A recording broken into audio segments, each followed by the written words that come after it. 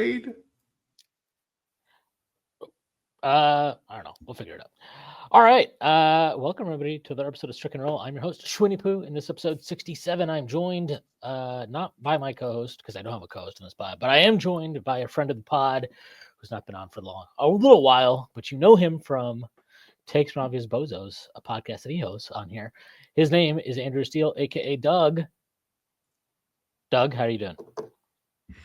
I am so excited to talk to you about this because you mentioned earlier, you specifically were like, we need to talk about Face Off, and I'm like, I did. Right. We're not here to talk about basketball. You might have been hoping to hear us talk about basketball. We're not doing that. The Knicks do play the Hawks tonight in the NBA Cup, which we both hope they win. But we'll see. I don't respect the cup. I'm not a cup respecter. I respect the cup because the games before the final all count for the record. So win the game. We're not here to talk about that. We're going to talk about face off. Before we do that, I do have to make a few announcements. First, Strickland has a YouTube channel where you may be watching this podcast. If you are, and you have not done so already, please subscribe to the channel, leave us a comment. That'd be a huge help to us. The Strickland also has merchandise, which you can find on our website at www.strick.land. There's a link that'll take you to the merchandise store, and there's all kinds of cool stuff that you can find on there, like t-shirts, sweatshirts, hats, coffee mugs, water bottles, you name it, we've got it. Strickland also has a Patreon, which you can subscribe to. There are a number of different tiers. There's a $6 tier that gets you access to Pod Strickland podcast I host every Friday with Prez. You also get access to Takes from Obvious Bozos, a podcast hosted by our very own Andrew Steele, aka Doug, along with Zach Blatter, and you get access to the Strickland Discord where the conversation never stops. So the further tiers, there's a $9 tier that gets you access to this pod right here, Strick and Roll, where I would rant about the Knicks even more. You also get access to wonderful premium articles by Matthew Miranda, one of the best in the business, and you get access to Strictly NFL, which, you guessed it, is a podcast about the NFL that is hosted by Konstantin Metrikos and Desmond Novak. Their further tiers is a $15 tier, $30 tier, $50 tier, and $100 tier. This comes with a variety of additional benefits, like listening on our pod according to merchandise discounts, and even eventually goes to a podcast alongside yours truly one day, whether you choose to subscribe. And not necessarily possible without you.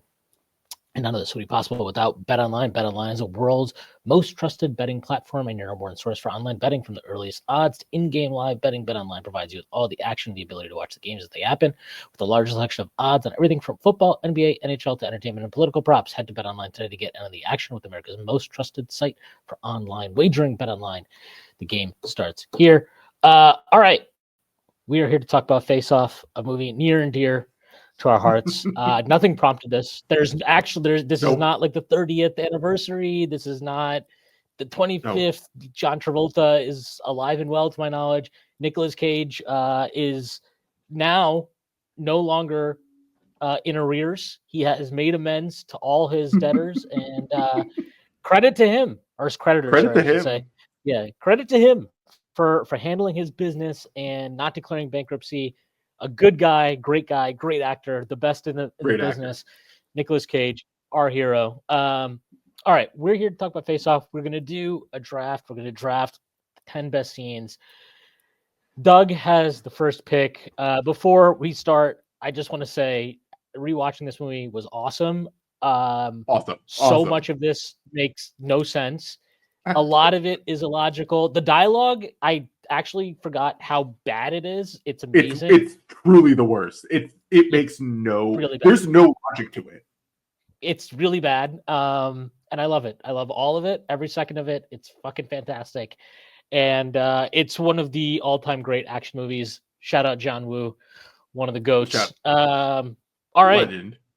Drew, you go. You got the first pick here. Take it away. I'm going with a sleeper for the first pick, and it's the entire action sequence where they're at. I forget the guy's name.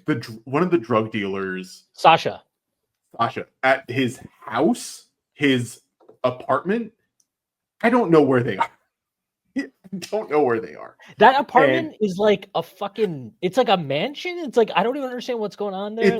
It's not just it's a mansion, but it's one of those. What type of It's like the largest loft apartment you ever seen, but it also has a second floor.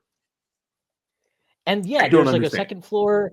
There's like I guess it's kind of part of the same scene, but it's like the fucking they have like that staircase with all the mirrors at the bottom. Yes, and there's. But I'm picking my favorite scene. My number one pick for the scene is when Gina Gershon basically puts headphones on her 5-year-old kid while there's a gunfight going on. And they're like, it's okay. Don't. First of all, I think this is why we love the movie. All the action stuff is elite of elite, right? Like how everything is shot and choreographed and everything like that. It's one of the best action movies. But like when you really break it down to like the dialogue, the acting, why everything's happening, there's no rhyme or reason. So we're talking about this amazing action sequence, and they just have a kid in headphones. And there's one part he gets up while in a gunfight, and Nicolas Cage goes to save him. I think that's the scene I'm taking as my number one pick, because there's no reason why there's a 5-year-old kid at this party where they're doing all the amphetamines, all the cocaine, all the drugs. There's guns everywhere. A lot of drugs going on. Yeah, a lot of drugs. There's so many drugs going on. I don't even know what they're on. I'm not sure if they're groupies or hookers, but there's just women hanging around there. And then the FBI comes in, and there's so much death. There's so many bullets. I think it's my favorite scene. The funniest thing about this scene, I like, there's a lot of scenes like this in the movie, but like you mentioned the FBI coming in, and it's like their plan is just to like fucking shoot up this entire entire building. Don't care who's in there. There's a kid in there, and they're just like, who cares? Like, just fucking get these rounds off. They're coming in with like crazy firepower. They've got SWAT like flying into the door.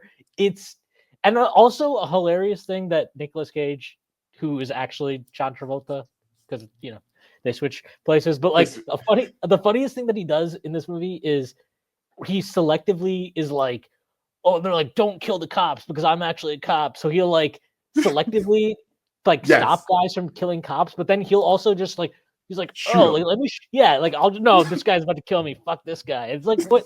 That doesn't make sense. Like, what are you, Batman now? Like, there's in that sequence, he's carrying the kid, who, by the way, is definitely not 5 years old, right? They say he's a 5-year-old. He looks like he's like 10 years old, but he's holding this 5-year-old. I know we can't think. He's like holding him like this.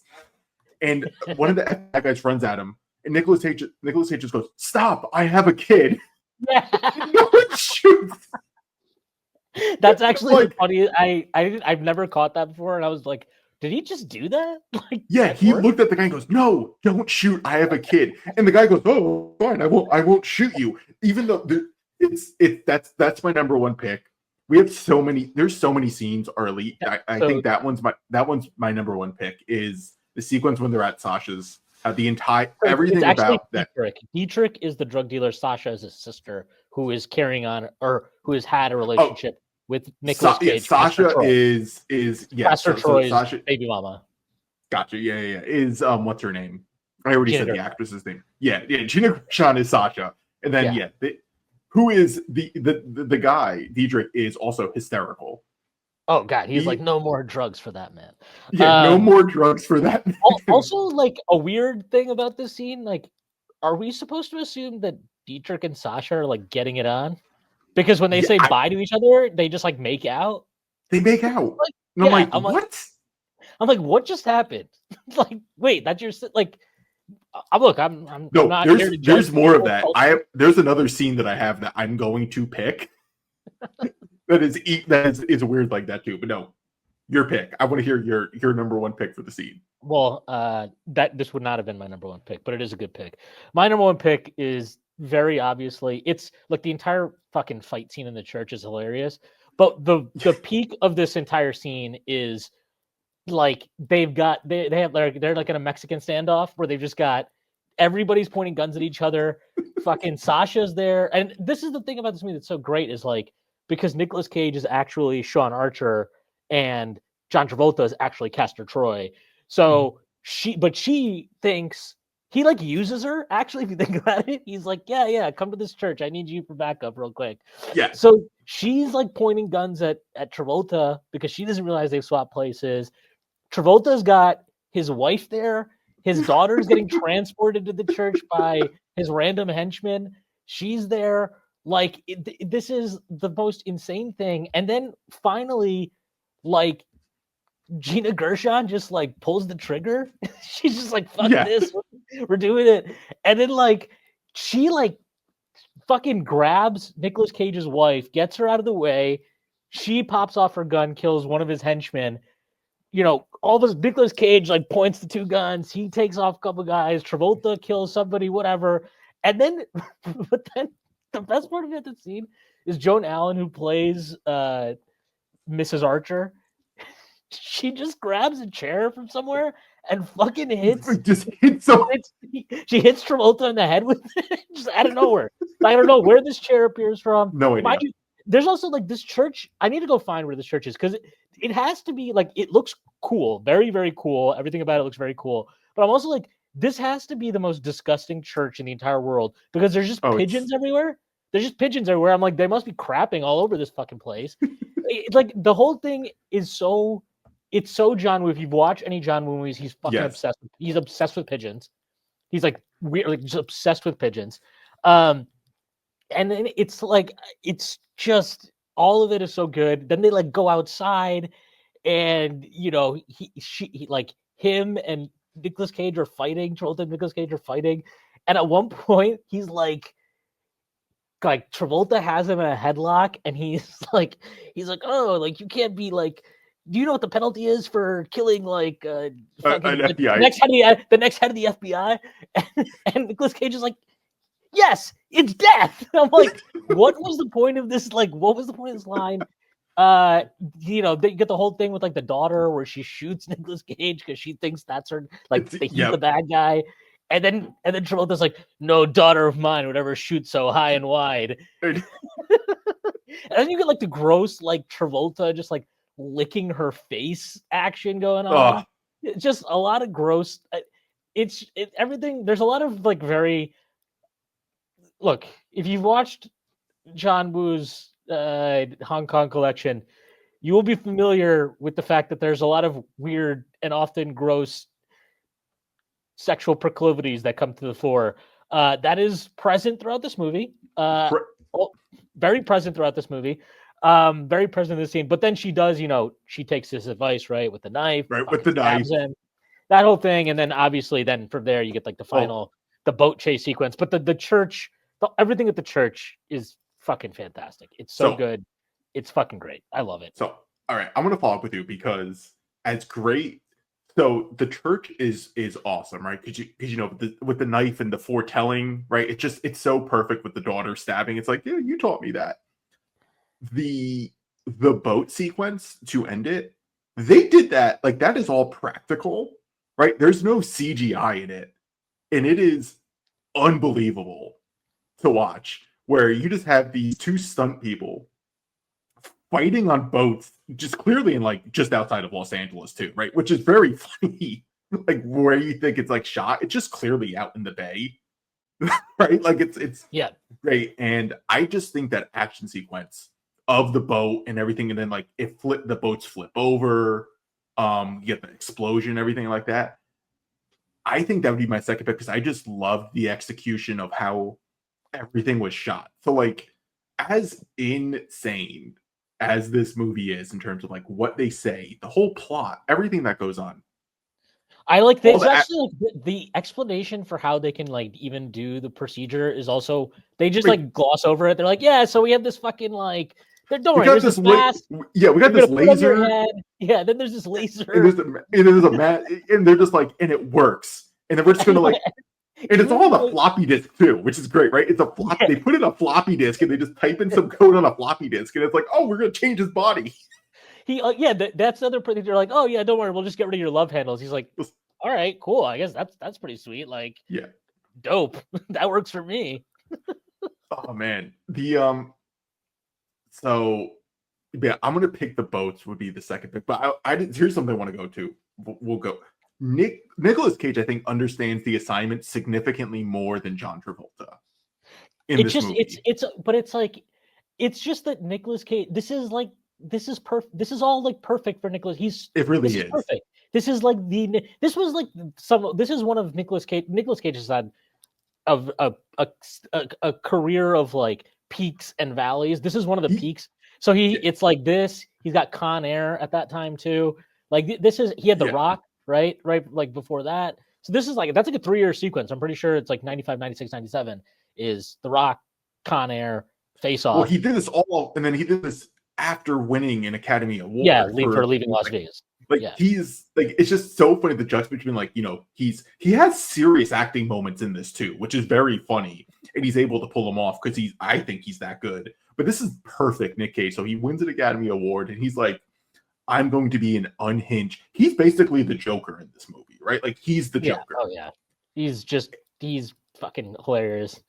I mean, he's great at the start of this movie, which we'll talk about. But like, he's everything. He's like, he's got to do the haunted, like, I can't believe I'm doing this. He gets to be the villain at the start of the movie. He gets to do everything, and it's fucking great. I think he plays a better version of Archer than Travolta does. If that makes sense. Yes. Because like when you like some of the backstory with it is just very funny too. So like when Travolta like he switches over and he becomes Castor Troy, he reads into basically what John Travolta's marriage life is, right? It is just very funny. Him reading it, that's actually also another crazy thing that occurs where he just like because I read your diary. Yeah, and then he's just like he's also just like which they like kind of talk about when he like goes to confront her and like to like let her know like look, like your husband's not your husband, and she's like we've been man and wife for over like a week now, and he's like I know you guys had sex totally, I get it. Just crazy.